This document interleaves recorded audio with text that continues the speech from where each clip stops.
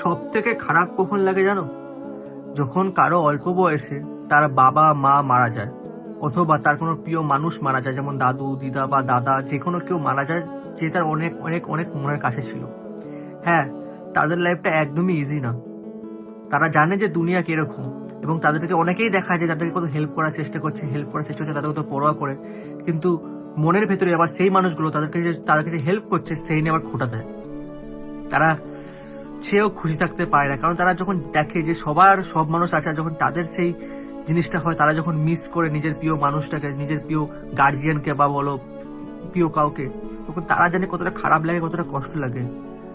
মনের ভেতরে কষ্ট করে তারা চাইলে বাইরে বলতে পারে না যে তারা মিস করছে কতটা, তাদের কতটা ফিরে পেতে চাইছে। কিন্তু এটাই যে কেউ মারা গেলে তো ফিরে আসে না, কিন্তু তাও এই কঠিন সত্য বিশ্বাস করে, কঠিন সত্যটাকে মেনে নিয়েও তাদেরকে জীবনে চলাফেরা করতে হয়। তো হ্যাঁ, তাদের জীবন অনেকই কঠিন, যারা অল্প বয়সে কাউকে হয়তো হারিয়ে ফেলে, বা কেউ হয়তো মারা যায়।